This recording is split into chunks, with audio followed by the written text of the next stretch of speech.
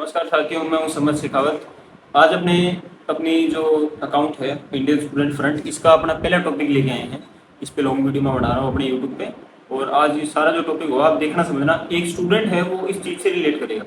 ठीक है भाई, तो अपने इसको स्टार्ट करते हैं। इंडियन स्टूडेंट्स के लिए सबसे ज़्यादा बड़ी चुनौती यही बन गई है कि एजुकेशन में महंगाई ज़्यादा होगी। भाइयों, एग्ज़ाम फीस होगी, अपनी अपनी कोचिंग फीस होगी। एग्ज़ाम को क्लियर करने के लिए अच्छी से अच्छी कोचिंग जाना पड़ता है, लेकिन वो चीज़ कई छात्र नहीं कर पाते। उसके लिए फिर कई छात्र क्या करते हैं, या तो भाई वो जाएंगे किसी पार्ट टाइम जॉब की तरफ, उससे उस चीज़ से उनका जो माइंड है वो वैसे ही डिस्ट्रैक्ट हो जाएगा। और या फिर भाई कई छात्र करेंगे जो पढ़ाई छोड़ देंगे। उनका ये है कि चलो कोई बात नहीं, अपने घर को सपोर्ट करना है तो अपने पढ़ाई छोड़ देते हैं, तो झंझट ही सारा खत्म हो जाएगा। तो भाई अपने सबसे पहले अपना मुद्दा लेके चलते हैं। बढ़िया से बढ़िया कोचिंग सेंटर्स जो अपने हैं वो उनकी फीस बहुत ज़्यादा है। तो अपने को एजुकेशन लेनी है ना, तो एजुकेशन लेने के लिए अपने को क्या करना पड़ेगा, अपने को अच्छी से अच्छी कोचिंग में जाना पड़ेगा। और कोचिंग की अपने पास उतने पैसे होते नहीं, तो मैं आपके लिए कुछ ऐसे प्लेटफॉर्म्स लेके आया हूँ जिन पे अगर एक छात्र के पास उतने पैसे नहीं है तो वो वहाँ पे जाके पढ़ सकता है अच्छे से। इन प्लेटफॉर्म में से है स्वयं, जो कि एक ऑनलाइन कोचिंग भारत सरकार का ही प्लेटफॉर्म है। ईपीजी पाठशाला, खान अकेडमी होगी, और एनपीटीईएल। ये भाई ये क्या सीन है इनका कि एनपीटीईएल वाले तो आईआईटी इंजीनियरिंग वगैरह की आपकी सारी स्टडी करवाएंगे। और मतलब काफ़ी सारे ऐसे ऑनलाइन प्लेटफॉर्म्स हैं जिनसे आप पढ़ सकते हो।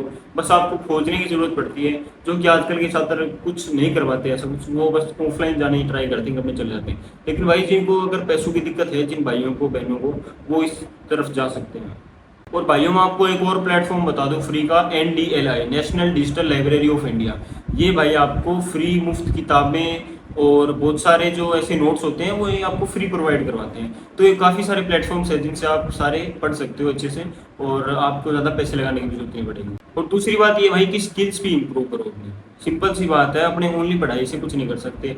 अगर आप 5 साल पढ़ रहे हो कोई चीज़ को, 5 साल आपने पढ़ा है और इन फ्यूचर उस चीज़ को पढ़ के आप कुछ ना कर पाओ ऐसा, मान लिया कि मोस्ट ऑफ द स्टूडेंट्स कर लेते हैं अच्छा खासा, लेकिन अगर कोई एक आधा स्टूडेंट्स ऐसा रह भी जाए कि नहीं कर पाए कुछ अपने, मैं भी हूँ भाई उनमें से, क्योंकि मैं खुद एक मिडिल क्लास बंदा हूँ। और मैं भी काफ़ी ज़्यादा स्टडी में इंप्रूवमेंट नहीं है मेरी कोई ऐसी कि मैं कोई खास ऐसा स्टडी में नहीं हूँ। लेकिन भाई अपनी स्किल्स जो अपने इंप्रूव कर लेंगे ना, जैसे मेरे में एक स्किल है एडिटिंग की, मैं एडिटिंग कर लेता हूँ, ग्राफिक डिजाइनिंग कर लेता हूँ, तो ये मेरे लिए साइड इनकम का एक बन सकता है। इससे आपको पार्ट टाइम जॉब तो नहीं करनी पड़ेगी भाई, अपने घर बैठे अपने मोबाइल से ये काम कर सकते हैं। तो ये आपके लिए मतलब काफ़ी अच्छा एक ऑप्शन हो सकता है ये। और ये मतलब कोई हार्ड भी नहीं है इसको सीखना इतना कुछ, और आप अच्छे से मतलब क्लाइंट को चार्ज कर दोगे अच्छे खासे पैसे। बस क्लाइंट ट्रस्टेड होना चाहिए, बाकी सारा कुछ सिस्टम अपने आप सेट हो जाता है। दूसरी भाई सबसे मेन समस्या ये है कि अगर एक छात्र 4 साल लगातार पढ़ रहा है अपनी कॉलेज में, और बाद में वो किसी नौकरी का इंटरव्यू देने जाएगा, वहाँ पे वो सिलेक्ट नहीं होगा।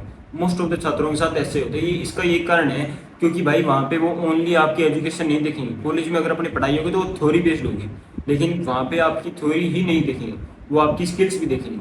और स्किल्स का जैसे मैंने आपको बता ही दिया, वो तो इम्प्रूवमेंट करनी पड़ेगी उनमें, तभी जाके आप कुछ उसमें भी आगे बढ़ पाओगे। एक और बड़ी समस्या है भाई अपनी छात्रों की, वो है एग्जाम पैटर्न बदलना। भाई एक छात्र महीनों तक एक पैटर्न के आधार पर अपनी तैयारी करता है कि मैं ऐसा एग्जाम पैटर्न होगा, इस पे मैं ऐसे इतने पर्सन होंगे, इतने ये होगा, इतने ये होगा, मैं सारे इस हिसाब से पढ़ूंगा। और लास्ट में जाके एग्जाम से पहले वो पैटर्न ही चेंज हो जाता है, या एग्जाम उस पैटर्न में आता ही नहीं है। फिर छात्र पे तनाव पड़ता है भाई इस चीज से, और इससे मतलब उसकी जो मेंटल हेल्थ है उस पर असर पड़ेगा। तो भाई वो छात्र उतना नहीं कर पाएगा एग्जाम में, जो वो वहाँ से सोच के आया था घर से, या फिर उसने जो पढ़ाई में जो सोचा था कि मैं ऐसे करके ऐसे पढ़ूंगा, और बाद में जो पैटर्न चेंज हुआ उसके बाद उसका जो है जो कॉन्फिडेंस होता है वो डाउन हो जाता है। इसके कारण भाई फिर वो उतना एग्जाम बढ़िया दे नहीं पाता। तो भाई ऐसा मैं तो यही चाहूंगा कि पैटर्न एक सेम रखें, और शुरुआत से साल की शुरुआत में बता दें कि ऐसा पैटर्न होगा आपका एग्जाम का, उसके बाद उसी हिसाब से चलें। लेकिन आजकल क्या होने लगा, बीच बीच में एग्जाम के पैटर्न चेंज हो जाते हैं, और उसके बाद भाई सारा खेल बिगड़ जाता है बिल्कुल। और फिर छात्र जो है वो डिमोटिवेट होकर वहीं पे रुक जाता है कि यार ये तो ऐसा, तो मैंने ऐसे पढ़ा था और अभी ऐसा सीन हो गया, तो मैं क्या करूँ इसके ऊपर। और एक लास्ट समस्या जो छात्रों की सबसे ज्यादा है कि एक छात्र 15 से 20 साल पढ़ाई करता है और उसके बाद उसकी नौकरी नहीं लग पाती, वो छात्र बेरोजगार रह जाता है। उसका सबसे मुख्य कारण भाई एक ही है, एक तो स्किल्स होगी अपनी, क्योंकि भाई एक छात्र अपनी स्किल्स के हिसाब से चलेगा कि हाँ, अगर अपने कोई इंटरव्यू देने जाएंगे या कभी भी कुछ करने जाएंगे इंटरव्यू में, तो वो ओनली थ्योरी पे नहीं पूछेंगे भाई आपसे। वो ये नहीं कहेंगे मेरे को ये लिख के दिखाओ, वो आपकी स्किल्स के बारे में पूछेंगे, आप और क्या क्या कर सकते हो इस चीज़ के बारे में। वो चीज़ होती है। और एक कई छात्रों को इंटर्नशिप नहीं मिल पाती कॉलेज के टाइम पे, मतलब काफ़ी सारे ऐसे सिस्टम होते हैं जिनके कारण छात्र नौकरी नहीं लग पाता। हर साल लाखों छात्र अपनी डिग्री लेके निकलते हैं कॉलेज से, कि हाँ हमें एक नौकरी मिल जाएगी, लेकिन सारे लगभग उनमें से 90% जो हैं वो बेरोजगार रह जाते हैं।